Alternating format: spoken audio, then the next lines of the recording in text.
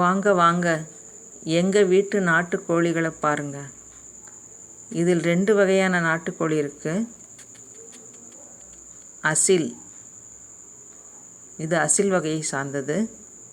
இது கருப்பு கோழி, இதன் பேர் Kadaknath.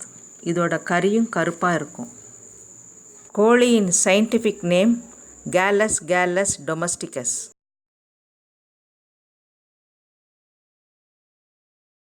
Hi friends, welcome to Nimmi's healthy recipes. இன்றைய ஸ்பெஷல் சிக்கன் பெப்பர் ஃப்ரை. அதிக புரதச்சத்தும் குறைந்த ஃபேட்டும் இருக்கின்ற கோழிக்கறியும் முட்டையும் வளர்கிற குழந்தைகளுக்கு ரொம்ப நல்லதுங்க. சிக்கன் பெப்பர் ஃப்ரைக்கு தேவை மொத்தமே 6 இன்க்ரீடியன்ட்ஸ். 1 கிலோ பிராய்லர் கறி 200 ரூபா.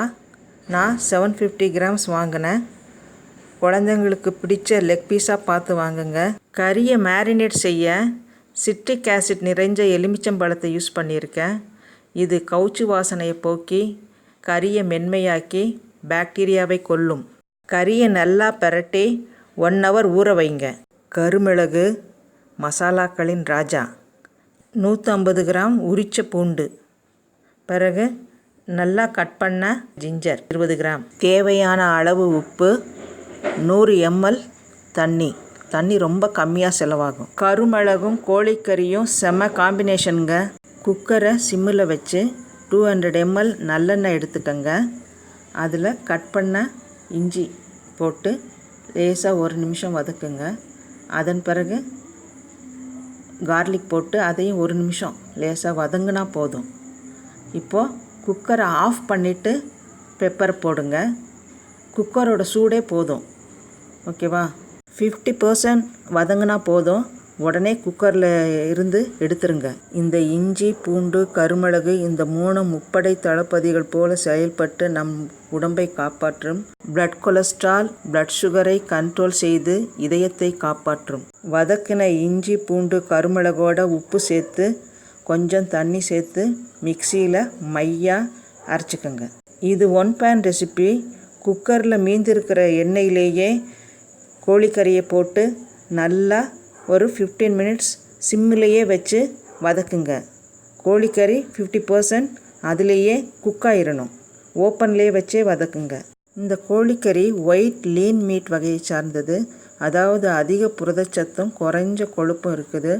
பாடி பில்டர்ஸ், ஆண் அழகன் போட்டியில் சேர்றவங்க செஸ்ட் பீஸாக பார்த்து வாங்கணும். இப்போ மையாக அரைச்ச மிளகு பேஸ்ட்டை பாதி வெந்த சிக்கனில் போட்டு ஒரே ஒரு விசில் மட்டும்தான் அலோவ் பண்ணணும். ஒரு 100 ml தண்ணி ஊற்றுங்க. மிக்ஸி கழுவுன தண்ணி. ஒரே ஒரு விசில் தாங்க. ஒரு விசில் வந்த பிறகு ஒரு 3 minutes சிம்மில் வச்சு அதன் பிறகு குக்கரை திறந்து பார்த்தா விட்ட எண்ணெயெல்லாம் மேலே வந்திருக்கும். அருமையான கோழி மிளகு வறுவல் ரெடி. இது நம் உடம்புக்கு ஏற்ற அசைவ உணவு. கோழிக்கறி மிளகு வறுவல் ரசம் சாதத்தோடு நல்லா ஒன்றி போகும்.